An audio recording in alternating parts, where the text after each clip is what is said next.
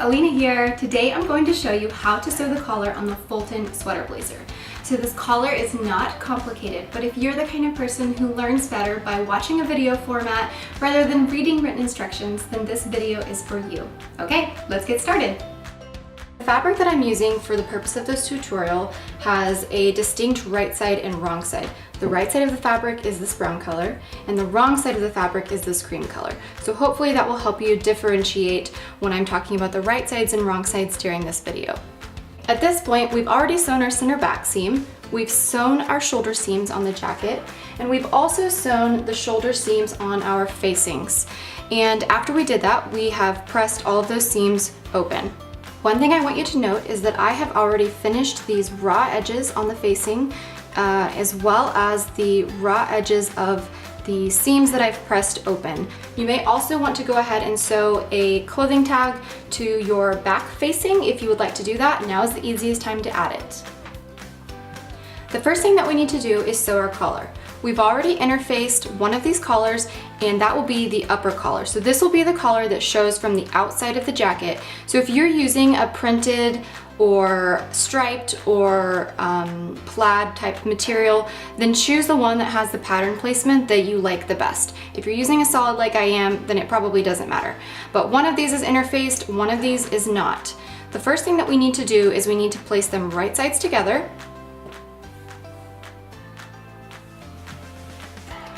And then we're going to sew along this edge here, across this edge, and then back across here.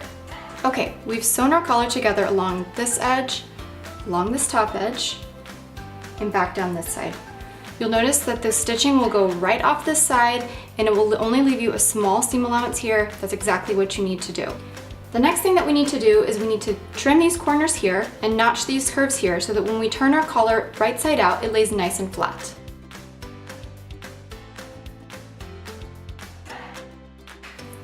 Now we need to turn our collar right side out. In order to get this to lay nice and flat, we're gonna go press this well. So we've pressed our collar, it's looking nice and flat. Our corners are looking sharp, which is important. And if you're using a fabric that's thicker than this fabric, you may have to use a dull pointed object to turn these corners out.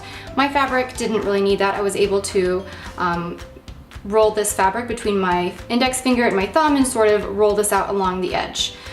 So now we're ready to baste these edges together so that our collar is laying as one flat piece rather than being two separate layers here. So let's go do that. Okay, I've run a basting stitch along this edge here, which makes our collar all one piece and much easier to work with for the following steps. The next thing we need to do is mark the collar points and stitching lines on all three of these pieces: the collar, the facings, and the jacket front. You can use an erasable fabric marker, chalk, or you can sew a basting stitch if you're using a fabric that will be harder to mark using one of these tools. I've now marked all of the stitching lines and collar points on all of these pieces. And you can see it with yellow thread here so that you can see it on the video. If you're not sure what I mean by collar points, this is notated on the pattern by a circle. The seam allowance for this pattern is 3/8 of an inch. So the collar point is where these stitching lines meet. The stitching line means that's where these are all going to connect. The last thing we need to do is we need to clip into all of these corners, stopping 1/8 of an inch from the stitching line.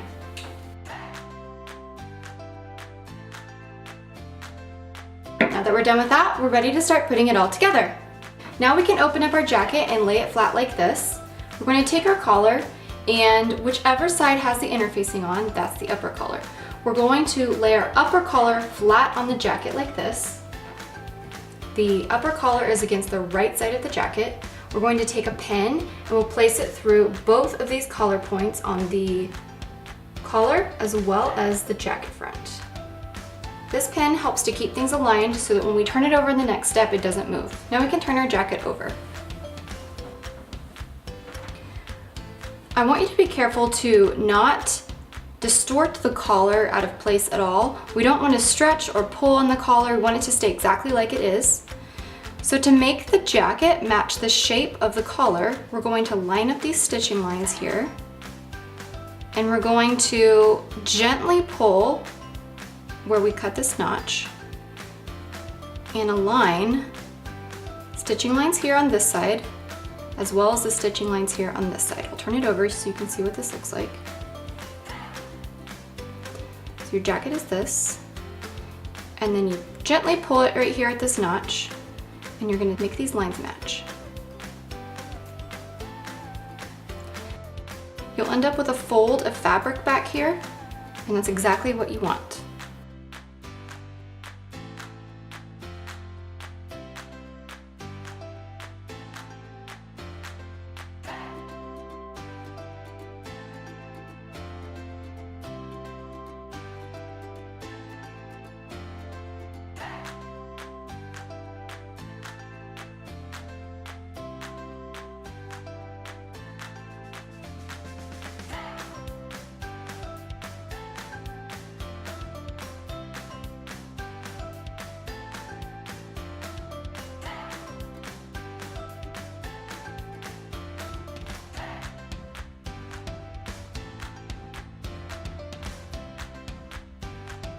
Now that our collar is pinned to our jacket front wall, we're going to go run a basting stitch along these lines to attach the collar to the jacket front.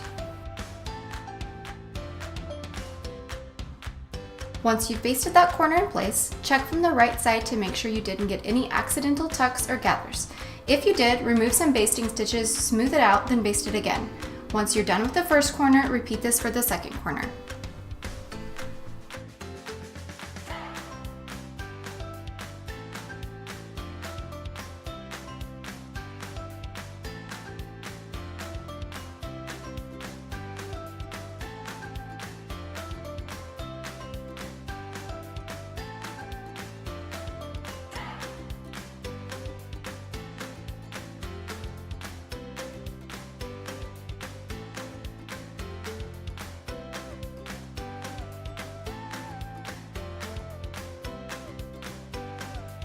Now that we have both corners basted in place, we need to baste the rest of the collar to the jacket, aligning the center back notches and collar notches to shoulder seams.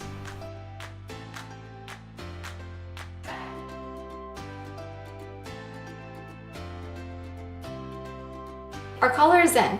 To finish off the neckline, we need to add the facing. The facing is added in a very similar way. You'll need to repeat aligning these front corners and stitching lines, basting those in place. Then you will attach this along the center back neckline. Make sure to align the notches here. And then you'll come down center front and make sure you align these notches here.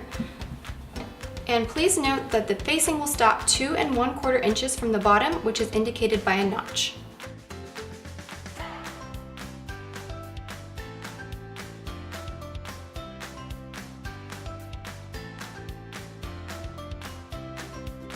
Now that we've attached our facing all the way around and down center front, we're going to clip our corners here and turn it right sides out. Okay, now that we've turned it right sides out, we're going to remove any visible basting stitches that are left from when you placed the collar. Next, we'll understitch the facing to make it all lay nice and flat. Understitching is when you sew the seam allowance to the facing.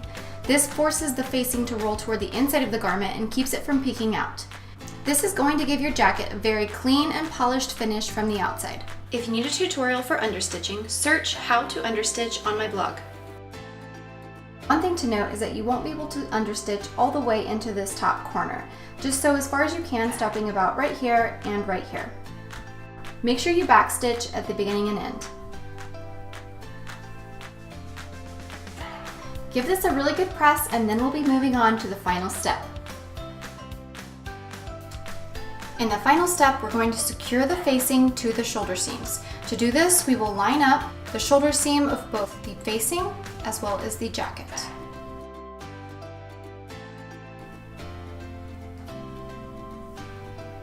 And then together,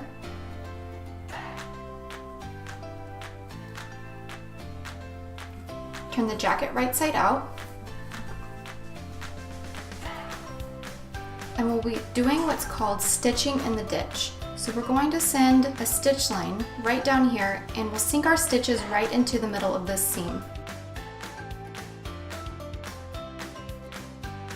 These stitches should not be visible from the right side of the garment, and they should line up perfectly with the seam of the facing on the inside.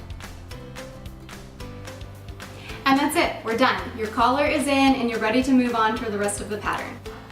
If you haven't purchased this pattern yet, you may do so in my shop at www.alinadesignco.com/shop. As always, if you need any other help, please feel free to email me at hello@alinadesignco.com. Please tag your final makes. The hashtag for this pattern is #Fulton Sweater Blazer, and my handle on Instagram for you to tag me is @AlinaDesignCo. Happy sewing!